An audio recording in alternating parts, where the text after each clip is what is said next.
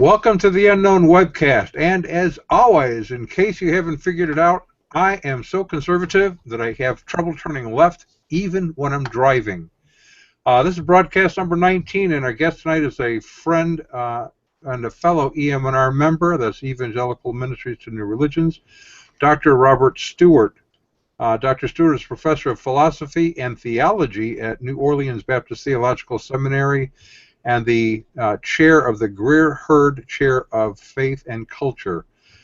We are talking about apologetics, pastors, and the local church on this edition of the Unknown Webcast. My name is Don Vino, and I'm the president of Midwest Christian Outreach, Inc. in Wonder Lake, Illinois, which produces the Unknown Webcast, and our senior researcher is Ron Hensel, who will introduce the sponsors of tonight's webcast. Well, greetings from sunny and unusually comfortable Florida. I can't account for that this time of year. Yes, our sponsors tonight for the Unknown Webcast are the Bible Buffet. It's not your usual Sunday morning worship experience, and Jack's General Deconstruction, the postmodern alternative to inconveniently clear thinking and frustratingly consistent interpretation. Back to you, Don. You did hear me, right? I think Don took his earpieces off. I think he did. You are there, right, Don? Well, Bob, it seems like it's just you and me right now. Don's screen actually seems to have frozen. There he is. Okay. How you doing, Don? Can you hear us? I don't think he can hear us. So you know what I'm going to do? I'm going to send him a chat message. So Bob, tell us what you do at New Orleans Baptist Theological Seminary. All right. Well, I'm glad you asked, Ron. I am a professor of philosophy and theology. I've been teaching at NOBTS for 18 years. In August, I'll start my 19th year. And I direct our apologetics program, and I also am the Greer Hurd Chair of Faith and Culture. So that means that I teach broadly in philosophy and theology and apologetics. I'm a wannabe New Testament scholar, or at least a historical Jesus scholar. So I've done a pretty fair amount in that field, and when I came to New Orleans Seminary in 1998, they really had no philosophy program. Now we have a Master of Divinity with an emphasis in philosophy. We have a Master of Divinity with an emphasis in apologetics and also Islamic studies, which I do not direct the Islamic studies program. Dr. Michael Edens does that. Mike he has a PhD in theology from New Orleans Seminary. He also lived in Cairo and Baghdad for something like 22 years as a missionary to the Middle East. So he's very qualified to teach in that area. We also have 2 MA degrees in apologetics. One is our 36-hour MA degree, which is a professional degree, so you don't need a first degree in any sort of biblical studies or religion area. And then the other one is intended to be a more academic route, has a thesis component, that sort of thing, and that would be a 50-hour degree minimum. So it's we got a growing program, and last check we had something like 90 different students in our various apologetic degree tracks of one sort or another. And so it's been a very fulfilling time at NOBTS. Now, is it an entirely residential program, or do you have distance learning going on there too? Absolutely. We are a large residential seminary, one of probably the 5 or 10 largest in the world, but we also have a great deal of distance education going on. We do that through extension centers. I think we have something like 18 to 20 different extension centers. I can't even name all of them, but also we have a number of degrees that you can earn entirely online, such as our apologetics degrees or some combination thereof. And you could do some of it residentially, you could do some of it online. We offer various ways to do online classes as well. Most online courses are what academics call asynchronous online education. That means the material is on the internet, you enroll in the class, pay the fees for the class, and then you access the material and do the assignments at your own pace. So that works well for people in various areas that, so like you could be in Europe, you could be in Australia, you could be in Asia, you could be in someplace like North Mississippi, and so that you could do it at any time of your choosing. But we also have classes that we offer synchronously online, so that those classes actually have times that they meet, but students log on like we're talking to each other right now, seeing each other, hearing each other, and we run those through a program called Blue Jeans, and typically they will be housed in our compressed interactive video laboratories or rooms, and so that actually involves real-time interaction with the professor and with the other students, as well as integrating materials that would be online for you to access asynchronously. And so that's a very popular type as well. And then we have conferences and 1 week intensive classes.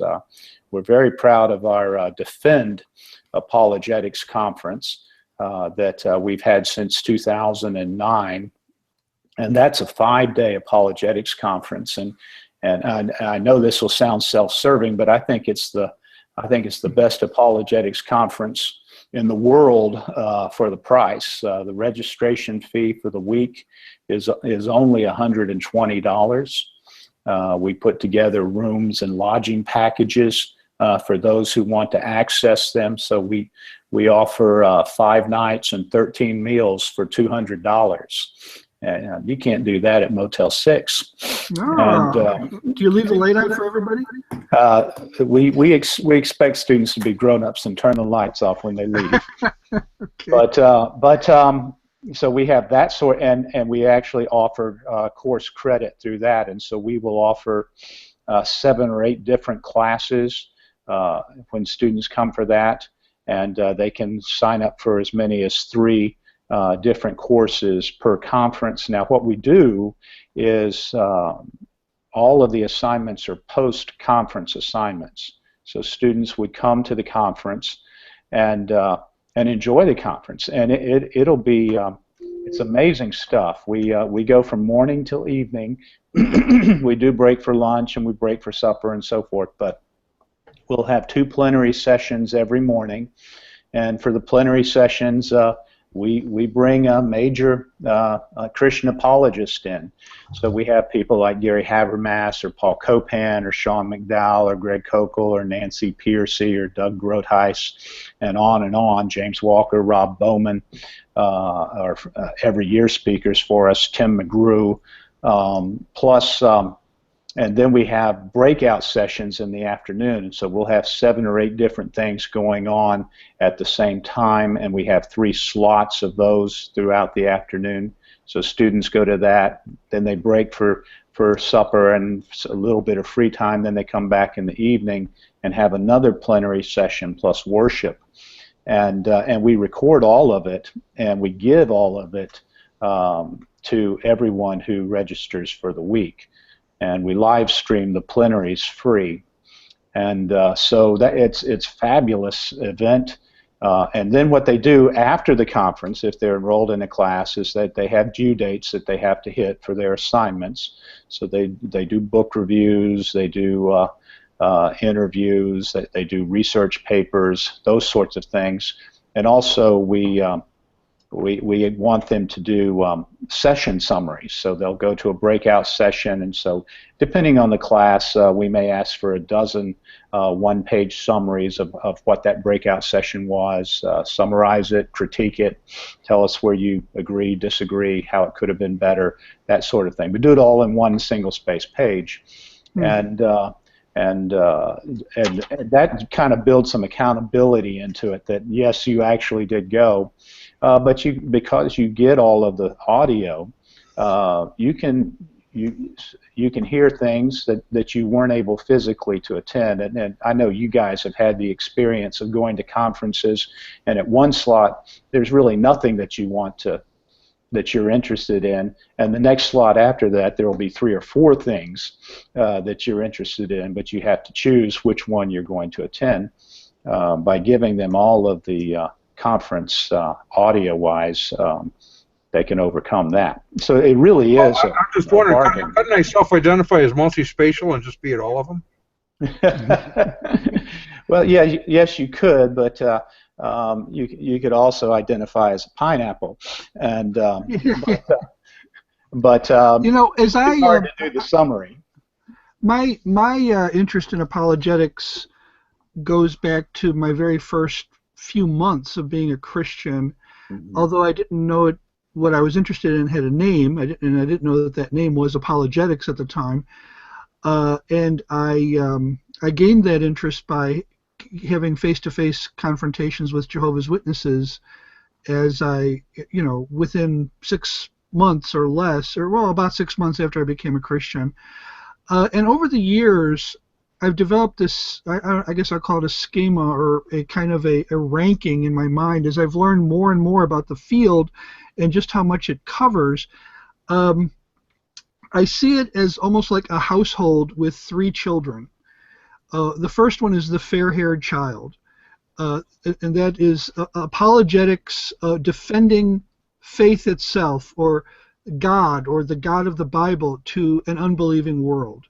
Like Tim Keller's book, Reasons for God, or C.S. Lewis's Mere Christianity, and all of his books, and Francis Schaeffer. You have this, the fair-haired child of apologetics seems to be, and the most popular child in the family is that brand of apologetics. And then you have this stepchild. I won't quite call it unwanted. He's wanted on occasion, and that is the apologetics of dealing with cults. Sometimes he is appreciated. Sometimes, most of the time, he's actually kind of like shunted to the side. We deal with cults, the cult apologist, when somebody in the church comes up to the pastor in tears saying, my son or daughter has just joined the Mormons, the Jehovah's Witnesses, some cult in South America, whatever. Mm-hmm. And that's when this child becomes acceptable. And then the third one is almost always viewed with hostility. Occasionally is appreciated, but very rarely. And that is the apologetics that deals with heresies that spring up inside the church. Mm-hmm. This is, if you want to be called names like heresy hunter, or just downright mean, engage in this kind of apologetics. If you want to even risk being disciplined by your denomination on occasion. Mm-hmm.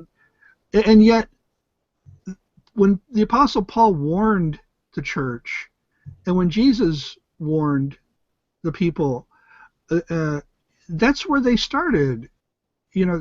False teachers will rise up from within your midst. Mm-hmm. He seemed more concerned about the ones that came up that were homegrown than the ones that came at you from the outside, although those were of concern as well. Mm-hmm. Is this a useful schema in your mind, or has this corresponded to your experience, or? Yeah, that's a great question, and I think those 3 categories are well defined. I might choose a different term for the third category. I really was wondering where you were going to go with this group that was more despised than counter-cult apologetics. But I think probably the term I would give that would be polemics. That the task of polemics is, unlike apologetics, we could think of apologetics as an extramural discipline, that it's defending Christianity in any way against those outside the faith, and polemics is guarding the faith.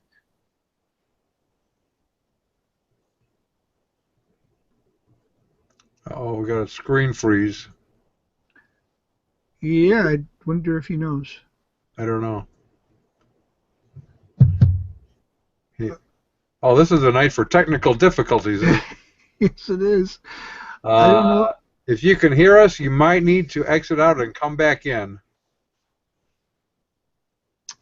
Okay, let's pick that up just for a second as he sorts out what to do next.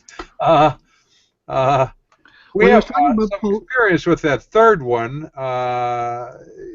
As we think about our book on Bill Gothard, for example,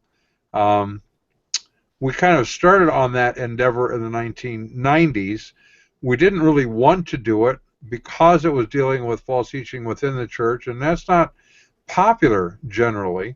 It's much easier if you deal with false teachers outside the church, or things even like, well, I was going to do something on the news this week on the Huffington Post. They have an article. Let's see if I can share this up here. Okay, he's going out and coming back in. Can you see that? Does that show up on your screen there, Ron? Yes, I do. Yeah, I can see that. Yeah, animal sexual abuse won't stop until we start the conversation. Now, why is that an apologetics issue outside the church? Well, because it's an opportunity for us to demonstrate that they are inconsistent in their views on sexual behavior. And so it's a good apologetics tool that we can use to get to the point of demonstrating not consistent thinking, and then make a presentation for the biblical view of sexuality and why we would have a problem with bestiality, for example. False teachers in the church are a different category because everyone within the church has sort of their favorite false teachers. Oh, that's Dr. Bob. You froze up on us.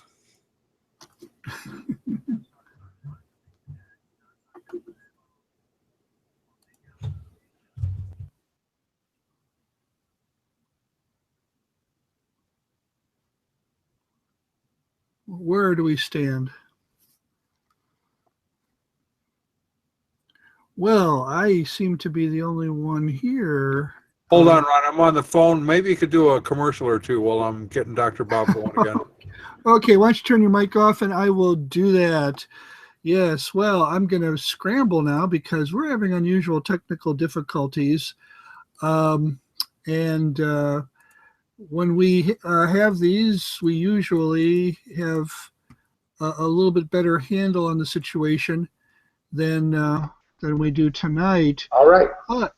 Oh, we're back. I was just about to go to a commercial break, but that would have been 10 minutes early.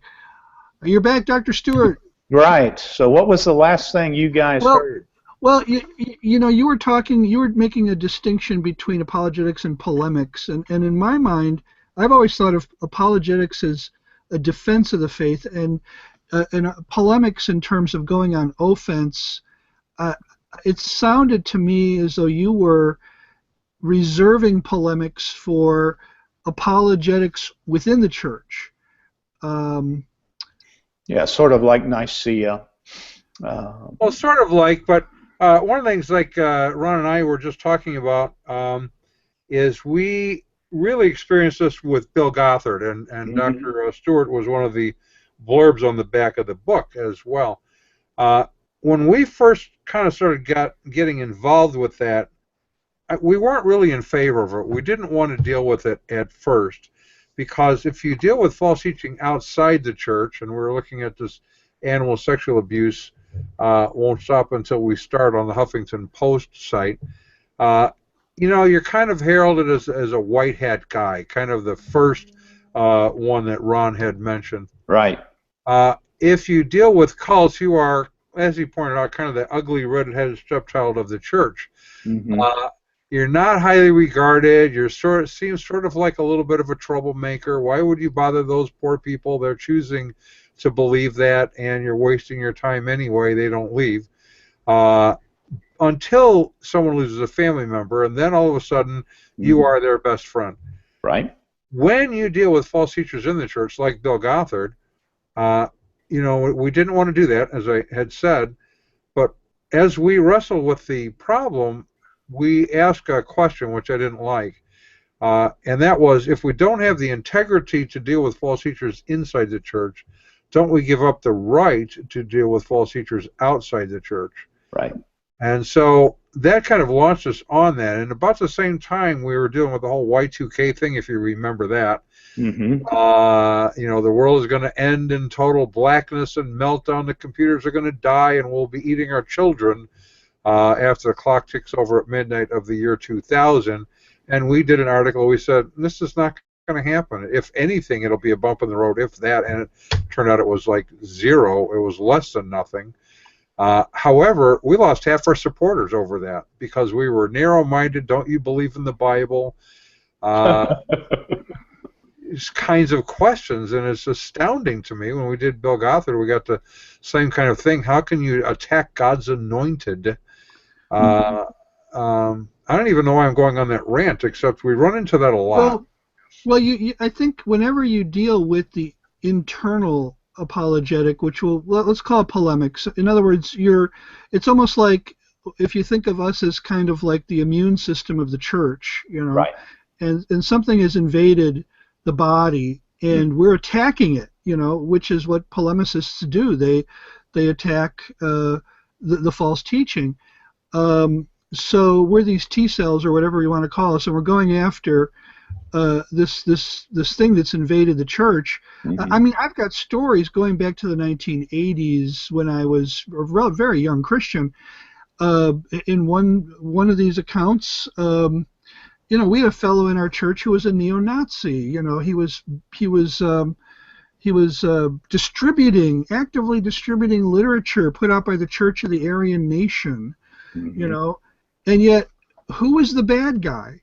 It was me. I was the bad guy for Right. calling him out and for trying to get our leadership to do something about it. Now, fortunately, I haven't always been treated that way.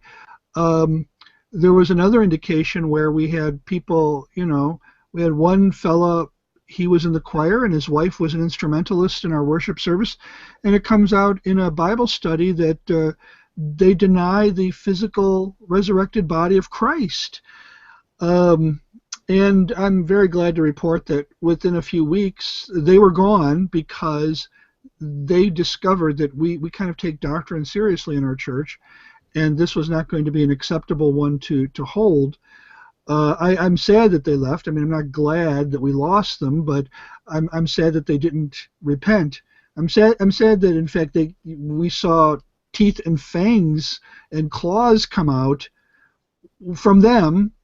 It was like, yeah, we attacked the false teaching, but then they turned around and attacked us. Right. Yeah. So anyways, in that particular case, it was not a totally bad experience, but so many times what happens is the identified person who is propagating whatever this teaching is, let's say it's a fellow who's put out a book that, let's just, to totally hypothetical terms, let's just say it questions whether Mormonism might actually be Christianity in another form, or it questions whether Jesus was raised physically from the dead, and that person has allies. You find out that person has friends Mm-hmm. who can't believe that he would be a false teacher. They know him, they go to meetings with him, they attend conferences. He's a really nice guy and probably a good grandfather and all of that. Right. And he's actually endorsed some of their books, on occasion.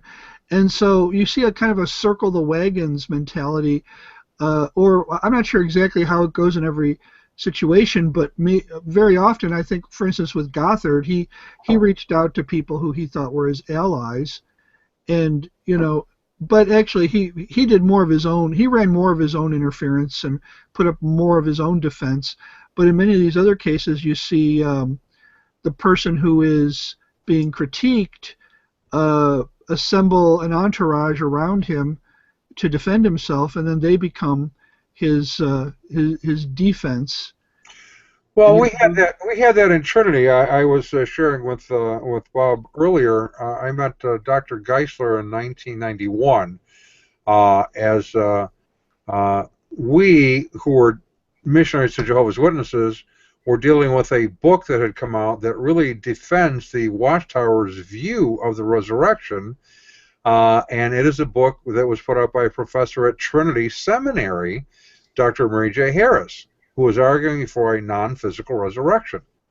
At the same time, and we were not quite aware of all of this, Dr. Geisler was doing the same battle that we were doing, and we ended up meeting up. And I was asked to go to Cornerstone Festival,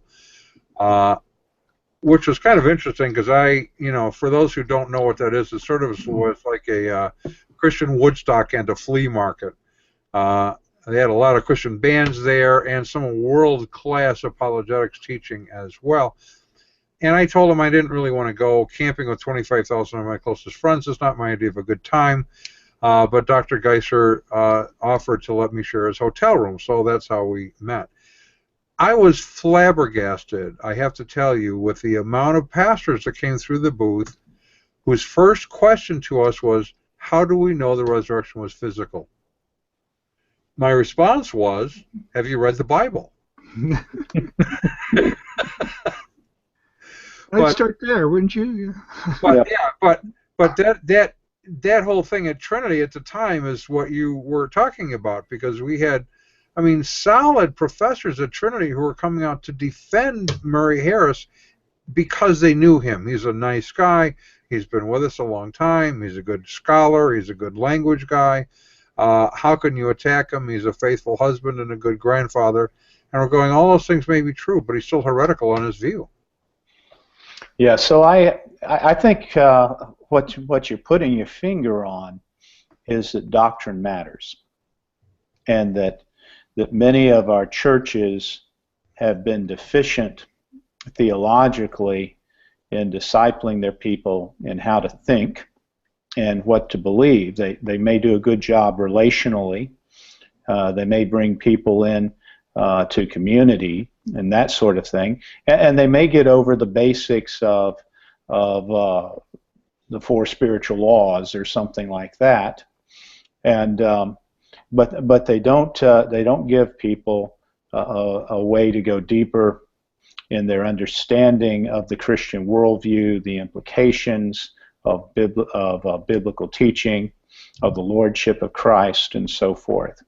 And I think that is exactly one of the problems. That's the reason that we need polemics, or whether we call it inside the church apologetics, whatever we're going to call it, we're recognizing a need for it.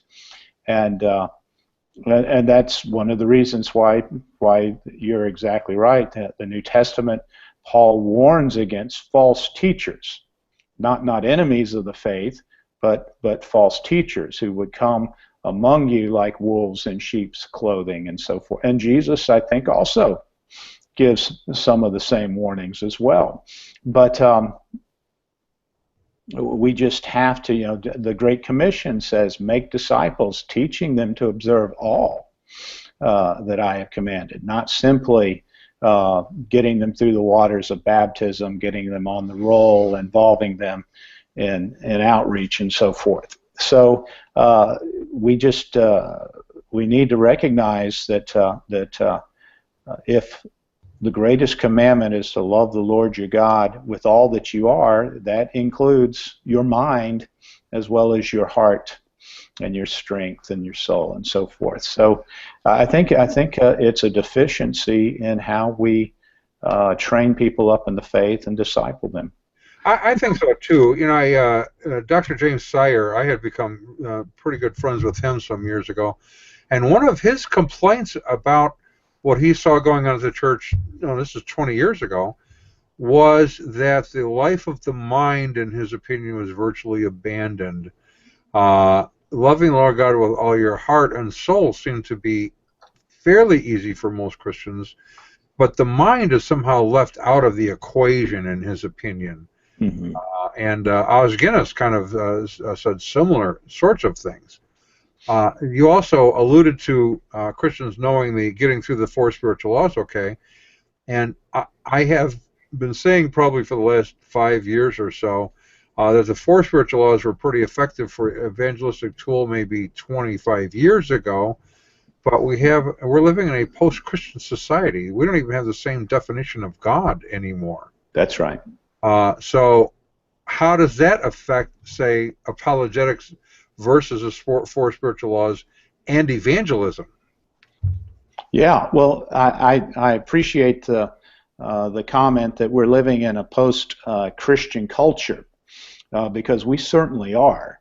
But this is not the first time that Christians have lived in a non-Christian culture. Christianity began in a non-Christian culture. And, Paul at Mars Hill, I see that you've got thousands of gods. And at that point in time, there were something like 30,000 public idols in the city of Athens. Wow. So obviously they had a smorgasbord of beliefs. Obviously it was a very syncretistic culture, sort of like going to Sedona, Arizona, where you can take this crystal and this New Age practice, and you can mix and match them any way that you want to put it together. And yet, Christianity flourished in the first, second, third centuries in the Greco-Roman world. And so, I don't think we need to be afraid. But also, I think we do have to recognize that it's not the culture that we came up in. I was born in the late 50s. I became a Christian in the 70s. I went to college in the 70s. And back in the 70s at a state university, trying to evangelize, I sort of had the same experience. I think Ron said that he fell into apologetics without knowing what it was called. I was trying to share my faith with my friends, and many of them were becoming believers, and many of them were rejecting it. And so I was looking for help in how to more effectively evangelize, how to defend the faith, answer their questions or criticisms more effectively. And so I was fortunate to find people like Josh McDowell and so forth. But back then, it was simply a matter of, well, it's just not true. Today, we deal with people who aren't saying it's not true. At least in the 70s, everyone was agreed that truth mattered. Right. Nowadays, we still have a group that says it's not true and truth matters, but we also have groups that say, well, I don't care if it's true, it's not relevant, or it's bigoted. No one would have imagined in the mid to late 70s, when I was a new believer in college, that anybody would say that Christian morality was abusive, that sort of thing. And so yes, we are living in a culture that is multifaceted, and I think that's one of the reasons that the need for apologetics is so much more evident today than it was in the 70s, 60s, 80s perhaps.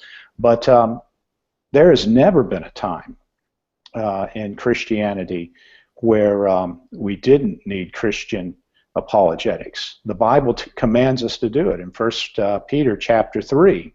If it's in the Bible and it's in the form of you need to do. Okay. Is largely in agreement with us or not. Okay, Ron, we are ready for a commercial if you are, and then I want to come back to this issue of apologetics and culture. Well, okay. Well, let's go to a commercial. We have a question that we want to ask, or we have a series of questions. Are you tired of hearing all about the difference between the milk of the Word and the meat of the Word? Are you wondering when your church is going to get around to serving the ice cream and cheesecake of the Word? Does your pastor take this whole Bible thing way too seriously? Well, then you need to check out the Bible Buffet. At the Bible Buffet, everything is centered around your convenience. It's gluten-free, trans-fat-free, and truth claim-free. We have all kinds of meals prepared to your taste and liking. You tell us what you like, and we will make sure it's served. This week, our regular Sunday specials include Aryan appetizers, Sibelian succotash, Galatian goulash, Gnostic nut salad, and Pelagian pie. Just remember that the Bible Buffet is a fully accredited ministry of the Church of Smorgasbordianism, the Bible Buffet. And I'm going to go back to you, Don, but I want to ask a question, actually, and that is the question that I've been thinking of all this time, and now, of course, it's on the tip of my tongue, but not on the tip of my brain. It has to do with, I think, the limit. Back in the 90s, we saw backlash against a lot of what was going on with respect to reactions to, for instance, the Murray Harris debacle over the resurrection. We saw a backlash against the whole how wide the divide controversy with respect to how is Mormonism really Christianity or a form of it. And we saw commentators come on. The web was really new, but this started getting onto the web, but it was more in Christian periodicals. I'm thinking I've read something by Philip Yancey that used the phrase heresy hunter. I don't want to misrepresent him, but I know that phrase was out there. We are mean-spirited people. We just don't know when to stop. We are attacking people who should not be attacked. And so my question is, what are the limits? Is there a biblical limit? Where do you pull up short? What are the guidelines? How do you know when somebody is just being mean-spirited or just trying to build a career That's a great question. on the ruins of other people's theology or whatever? How do you know? Well, you froze up on my screen for a bit, but I think I got the gist of your message, of your question, and your question basically had to do with how do you know the difference between someone who is just mean-spirited and someone who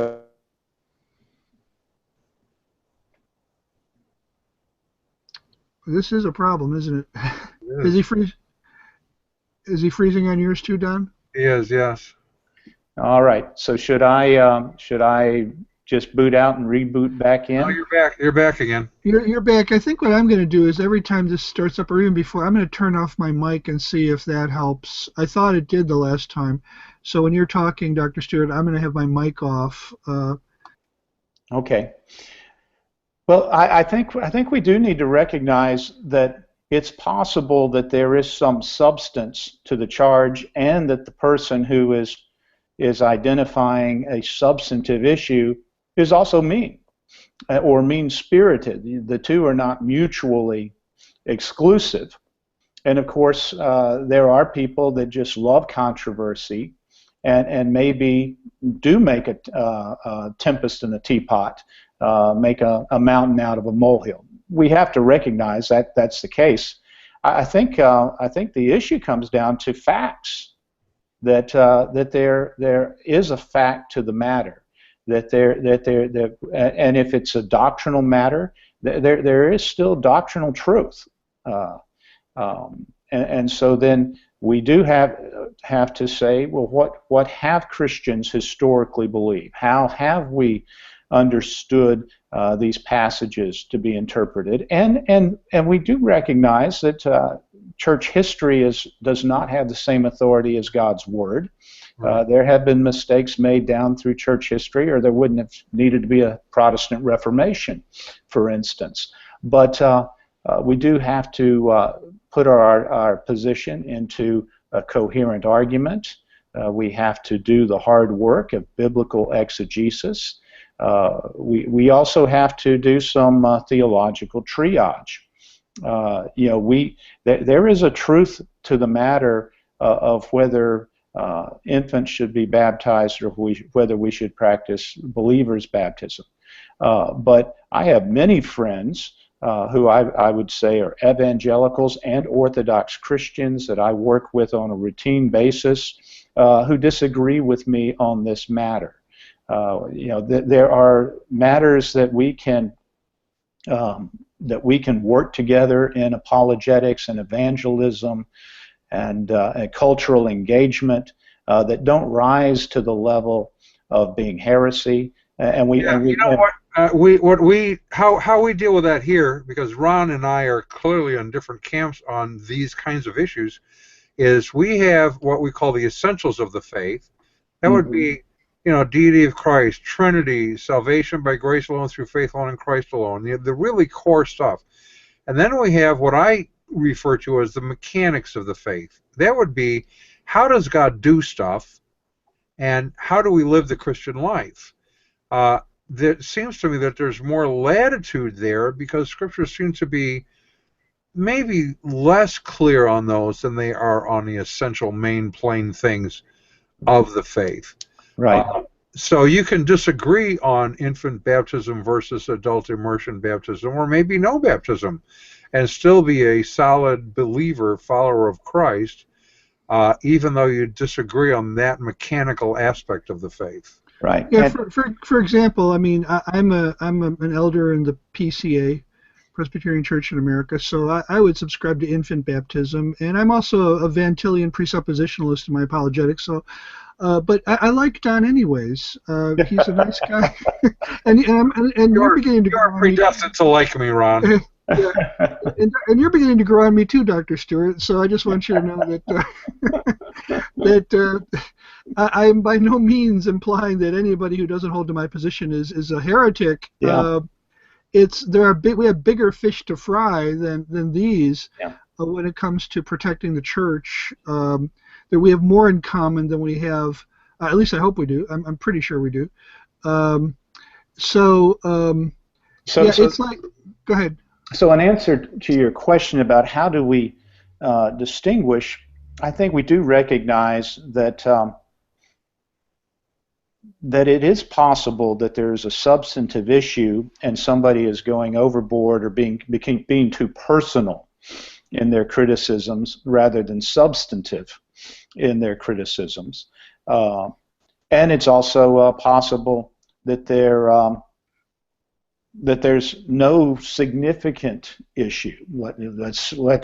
I talked about theological triage, and I think we can identify life-threatening sorts of, I used to be a volunteer fireman.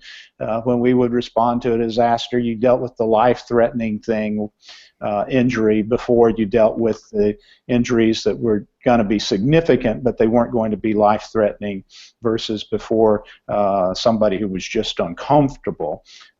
And so we do need to have a hierarchy of, you can't be a Christian if you don't believe this, or you can't be a Christian if you deny certain things. Then there'd be a second level where it's practically impossible for us to come together as a worshiping community if we're saying A and not A at the same time, but we don't consider each group to be outside the faith. We just consider them to be disagreeing, and then you can have differences within a single congregation or community of faith tradition.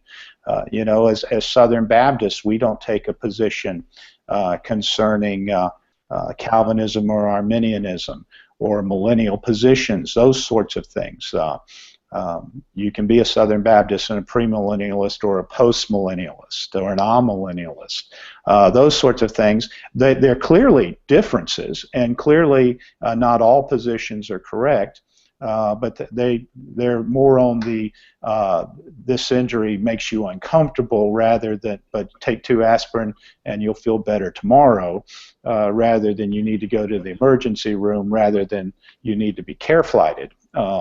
Those sorts of things. So I think basically it comes, the way that we handle this question has to do with some solid doctrinal knowledge and maturity. It has to do with having some common sense. And then it has to do with treating people charitably without compromising. And as a philosopher, one of the first things you learn is the need for charity, that when you read a position that you don't agree with, you take that person's argument seriously. If perhaps he has the kernel of a point, you may need to strengthen his argument or to revise it to ensure that you're dealing with the strongest position. And then, if you still think that it's wrong, then you react to the stronger argument rather than the weaker argument, and know that in refuting the strongest argument, you've refuted all of the weaker arguments, that sort of thing. And also, the thing you keep mentioning is the argument, to stay focused on the argument, not on the person. That's exactly right. That, it's just ad hominem. Right. Don't assume evil motives, and that's a very difficult thing to do. Now, in my experience, I have over the years, I've been doing this a long time now. I know that many pastors are fearful of apologetics, apologists and apologetics. Some rightfully so. Some don't completely really understand who we are, because we are, by nature, red pencil personalities. Now, for those who grade papers, they'll know what I mean. You take a red pencil as you're reading a paper and you put check mark wrong on that paper.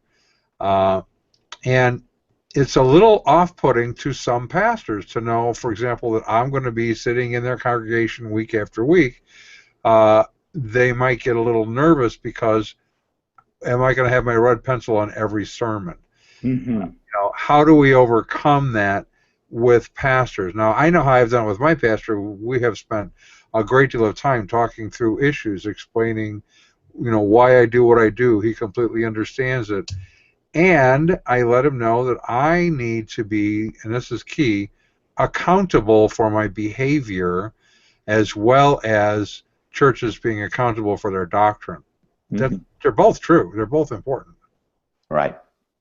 Well, I think one of the things that I have told my congregation, and I am a bivocational pastor as well as a seminary professor, just a couple of weeks ago, I said in the pulpit, I thank God for people who love me enough to constructively criticize me. And I made the point that those people that I don't know and I don't care about, I don't criticize them. I criticize people that I care about. I correct my children, not your children, right. necessarily. And of course, the Bible tells us that every child that the Father loves, He disciplines and corrects. So now I do recognize that all criticism stings. Even well-intentioned, loving, constructive criticism will sting, but it has a good end, and if you heed it, you will be the better for it. And so I think one of our goals should be that we take stands where we do take stands. We argue forcefully and vigorously and persistently our positions and against other positions as a result, not because we don't care about the persons we disagree with, but because we do, and we're morally obligated to disagree because we care, and we can't take that out of not caring and thus not disagreeing. Right. Now, I have some things for those who are viewing, whether it's live or Memorex, if you remember that commercial. On the showcase, there's a showcase tag on your left, and on there is some items. Let's see. NOBTS Apologetics. Like the City It Calls Home is one of a kind. We've won scholarship. Practicality, accessibility, and opportunity. What is that for those who are watching this? All right. I'm assuming you have up the nobts.edu/apologetics page. Yep. They just said, I don't have the page. I just have the link to it, which they can click and go right to it. All right. What that page basically goes through the 4 master's degrees that we offer in Christian apologetics. And they have different degrees for different sorts of people, different callings. And so you will get a brief description of the degree, and then there's also a link in the page to go to the catalog page where the degree is laid out specifically, so you can see that you need 3 hours of systematic theology 1, 3 hours of systematic theology 2. You're going to have to take the problem of evil. You're going to have to take a course in formal logic. You're going to have to take 21 hours of apologetics, or whatever the degree should say. And some of the degrees are longer than others. Our MDiv with an emphasis or specialization in Christian apologetics is an 85 or 86-hour degree. The shorter MA in Christian apologetics is a 36-hour degree, and then we have different degrees in between as well. So it's a lot of information, some explanation. There's also a frequently asked questions page there, so that you don't have to waste your time writing an email if it's already on the page, and so forth. And you've also added a PhD program there, right? Right. That was just approved this month in our executive committee meeting of our trustees.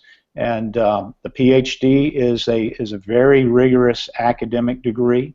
You need to have a Master of Divinity or a thesis-driven Master of Arts degree in theology. Our registrar can work out with you all the specifics that you have to have coming.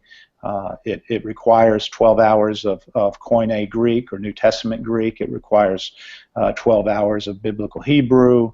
It requires a modern research language, either German or Latin or French, and then you have to have a writing sample that when you apply, if you meet those criteria, then you have your writing sample. You take the GRE, and you have a GPA. We interview everyone who enters the program. Nobody enters our PhD program without a personal interview. And then it's roughly a 5 to 7 year track that you're going to proceed, and we will beat you lovingly around the head and shoulders, intellectually speaking. And but it is a new major, and I was sharing with Don prior to being on the air that if you had asked me 5 or 10 years ago, and people were asking me, I was getting emails, do you have a PhD in Christian apologetics?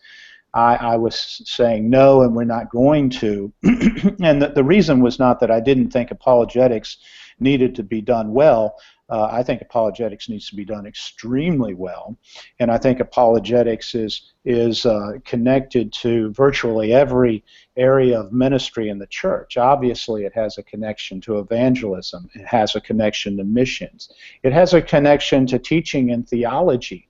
For instance, you will pay attention to the doctrine of the Trinity more after you meet a Jehovah's Witness or a Mormon than you do before. It's sort of like when you study a foreign language, you learn the grammar of your own language a lot.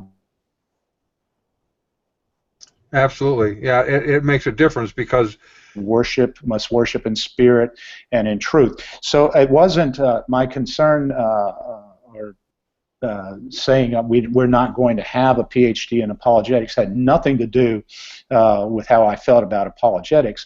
I just thought that it would be difficult for graduates to get employed as professors, and that is the primary reason to get a PhD, because they wouldn't know, well, are you a theologian? Are you a biblical studies specialist? Are you a church historian?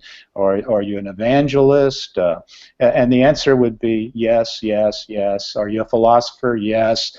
And so, but I've come to see that that this is such an issue in our post-Christian culture that there are positions for people now, for professors who specialize in apologetics, And so we are responding to this need, and so for those who feel called to it, come do it. And it will be a degree that can be earned at distance.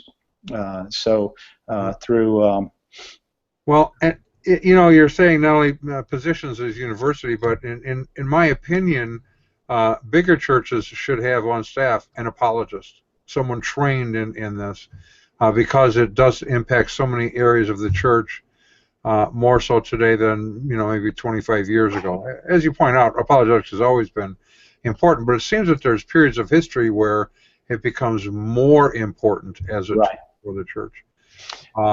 I also want to mention the Greer Hurd Point Counterpoint Forum. What is that?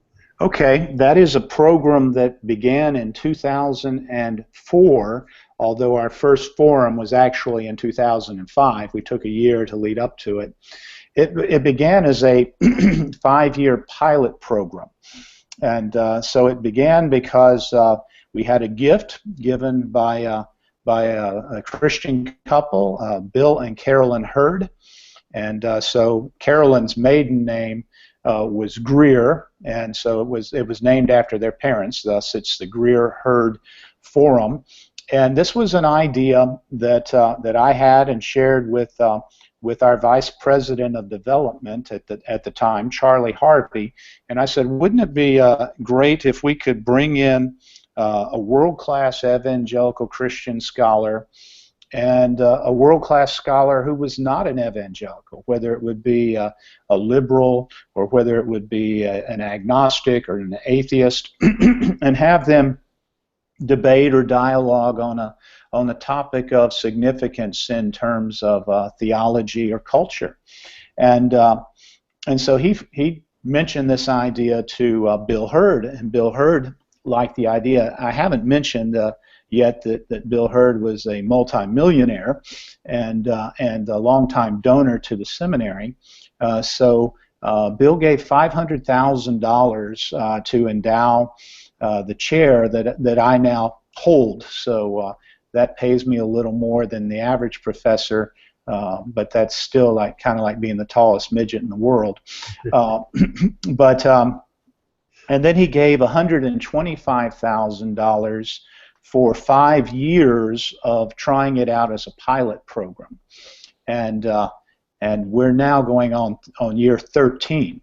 So obviously he's been pleased with it. It won't go on forever.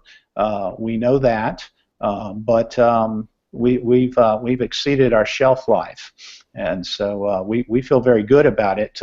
And we've had some great forums, and they've been published. The initial one was on the resurrection of Jesus and featured N.T. Wright and John Dominic Crossan. And of course, N.T. Wright has written a very long, very detailed, excellent book on the resurrection of the Son of God. And John Dominic Crossan was the co-chair of the Jesus Seminar. Right. And both are great guys, warm, loving, personable people. But I'm going to side with Wright on the resurrection of Jesus.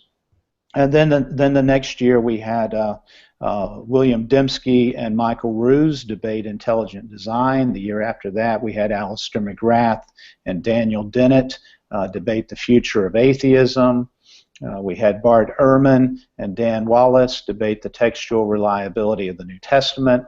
And I could go on and on. We had William Lane Craig has debated with Sean Carroll on God and cosmology, and so we've done 12 to date. What we have done has been to have a Friday night debate, and then come back on Saturday and have 4 papers delivered, and so each of the speakers would have 2 others who would agree with them. And so then alternate them and have a paper delivered, then the 2 speakers respond to those papers, and then do that 4 times. And then Fortress Press, a mainline publisher, publishes the fruit of the debate, plus I invite other scholars to contribute, and of course I always write an introduction that kind of lays the ground and gives all the positions and so forth. And so that's been a great experience. Our next event is going to be on March 25th, and it will be our first ever one night only Greer Herd. And when I tell you what the topic is, you'll see why. And so the topic is Christians, Jews, and Jesus. And it's going to be Ben Witherington III dialoguing with Amy Jill Levine. Ben is at Asbury Theological Seminary, and Amy Jill is a professor of New Testament at Vanderbilt, and she is an Orthodox Jew. And so you don't do Friday night events if you're hoping to draw Orthodox Jews because it's the Sabbath. So we're doing a one night only Saturday night event there. But then in the fall of 2017, we will have N.T. Wright dialoguing with Simon Gathercole on the meaning of the atonement. And that will be interesting because both of them are evangelicals, but N.T. Wright would hold to what is called the new perspective on Paul, and Simon Gathercole would not. And so that'll be an interesting event, and that will be in November. Okay. What's interesting we're going to run over a little bit tonight to kind of make up for some time. Ron, you wanted to ask a question? Well, I was thinking the really interesting thing about Gathercole versus Wright on the atonement is that the new perspective it really deals more with justification than the atonement. And Wright, when the whole Steve Chalky controversy came up, where Steve Chalky in England writes this book attacking penal substitution, and up until that time, Wright had been saying things like, well, penal substitution is okay insofar as it goes, and he was trying to sound like he was very, not necessarily ambivalent, but he was not necessarily condemning penal substitution. Well, then here comes this book by Chalky, which does condemn penal substitution, and Wright says, oh yeah, I endorse this book, and the lid blows off this huge controversy. And so I think ever since then, people have been wondering, well, where does N.T. Wright stand on the atonement, which is somewhat of a peripheral issue to the new perspective. I don't know if they've really locked down an atonement position for the new perspective. I don't mean to imply that the new perspective in large part has been not simply a new perspective on justification. It's also been a new perspective on first century Judaism. Right. Oh yeah, it covers a lot of ground. And but Tom does have a book coming out that will be out by the time we do this event in November next year. Not this coming November, but next year, on the atonement, that will be published with Harper. And Simon Gathercole already has a short book out on the atonement. So this will be something where both of them have short books written not particularly at a scholarly level, but at a significant level, and they will be able then to lay out their differences on the atonement, which I think is obviously a highly important topic. And N.T. Wright hasn't stirred the pot for a while now, so everybody's going to be looking forward to that. As far as all of the lectures you were talking about, the debates and everything, are those available online? Can anybody access those? Well, we do have some of them are available online in video. All of them you can get audio for. Okay. And so. And what I suggest, this is our bargain. We sell what we call the greatest hits, but basically we sell them in two different forms at our conferences. Number one, we have just the regular CD set. So if you were to get the entire conference in CD, it would be 6 CDs. But we also will sell after the conference a MP3 set, And you can either get that through our store, which we're revamping the store at the moment, so I think only 2 or 3 years are available. But we do that in cooperation with Watchman Fellowship. I know you know Okay. James Walker, and but we also will sell a single disc that has all of the files in MP3 form. That's easy to say, in MP3 form, and that's a bargain. So you pay like $10 plus $5 shipping and handling, and we throw in some Ginsu carving knives. Oh, right. That's a great deal. So the greatest hits is all of those in one CD set. So each individual disc has year 1 in MP3 form. Then you take the second disc, has year 2 in MP3 form, and so it's 12 discs that comprise all of the 12 years. And I believe we sell it for around $50. And you can't get it that cheap on iTunes. I want to switch gears here briefly because we are running over, but I do want to get to this because we're talking about apologetics, pastors in the church. We've touched on it a few times. We just did our EM&R conference here a couple of weeks ago, Evangelical Ministries to New Religions. Right. And the host church, it was sort of interesting because they did agree to have us there. Some of their people were very helpful because they already are somewhat familiar with apologetics. The pastor less so. He didn't really know what to expect. Mm-hmm. And as the event went on, the pastor and several from the church started calling other people at church saying, you need to come to this. And that was on Friday. On Saturday, about halfway through, the pastor said, we might be open to having you back next year. A little later in the afternoon, as the event was going on, the pastor came to me and said, we should start talking about a date for next year. We definitely want to have you here. And then at the end, he said, okay, we need to have a meeting to pick a date and pick a theme so we can start working on this for next year. And I asked him, what made the difference? And he said, we really didn't understand what you all do as missionaries to cults and new religions. We didn't really understand how apologetics is used in the various forms for evangelism as well as discipleship until we saw it in the conference. Mm-hmm. Yeah, and I think that's frequently the way it is with apologetics, that people need to understand that it is a mission endeavor, that it is contextualizing, it is speaking the truth, the faith once delivered to the saints in a way that is relevant and understandable to the culture to which you speak, to the person to whom you speak. And if you do it well, then genuine believers will receive it well.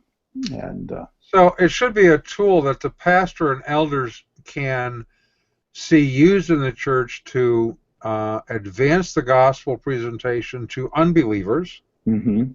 to disciple believers into why we believe what we believe, because apologists kind of deal with minutia. We're very, at least I am, concerned about the historical, grammatical context of passages, and I find that almost everybody I lead out of a cult, I have to spend literally months walking them through how to use the historical, grammatical context in understanding a text of Scripture or a theological question that they have, so that they can learn to answer it themselves from Scripture.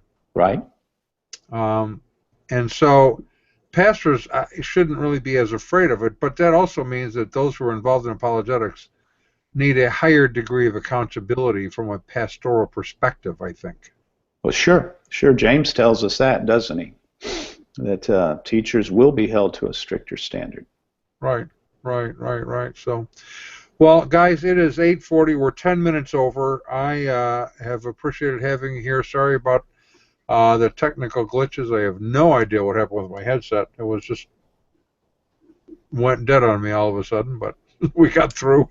So, and next week we're going to have Bill Hunsberger up. We're we're going to talk about politically correct hell. How fun will that be? Excellent. All right. All right, Ron, last commercial and our staff. In our credits. Okay, well, we've all, been oppressed by the tyranny of those who insist on making a difference between such things as right and wrong, true or false, good and evil. If you're trying to escape from this kind of oppression, well, you need to know about Jack's general deconstruction. It was founded by good old Jacques Derrida about 50 years ago, and it's doing a booming business. All of Jack's work comes with free logocentrism inspection, free binary opposite inversion, and free destabilization of textual meaning. And all of this is pretty much enough to confound anybody who wants to make a difference between right and wrong or true and false, subverting the best to palm off the rest since 1966, Jack's general deconstruction. And so you want us to roll the credits. Well, you got to give me a second here to get down to them. Here we go. Righty then. It's the end of the show. Is it, Don? Are we there already? We're there already. Okay. Well, our resident cult leader profiler is Neil B. Formey. Our Jehovah's Witnesses coverage is handled by Armageddon and D. Opposer. Our Mormon Archives manager is Polly Gummas. Our Liberal Denominations Bureau is headed up by Lucy Goosey. Our transgender issues coverage is handled by Ben Hur. Our fact-checking supervisor is Yoleg Pulling. Our technical assistance comes from Murky Research. Our legal advisors are the law firm of Dewey, Cheatham, and Howe. Grievance Resolutions Director is Yvonne P. Sami, and our Director of Privacy Assurance is Y.R. Tapping. Original idea sourcing comes from Drew A. Blank. The Unknown Webcast is a production of Midwest Christian Outreach, Inc., which is solely responsible for its content, although you will never prove that in a court of law. Back to you, Don. And that is because we are irresponsible. Dr. Stewart, thank you for being part of our webcast tonight. And we'll do this again in the future on something a little more focused, maybe. All right. Ron, we'll talk to you next week on Politically Correct Hell. And we know, obviously, that you won't. Are we already in Politically Correct Hell? I just thought only if you're in Florida or Arizona. All right, John. Good night. Good night.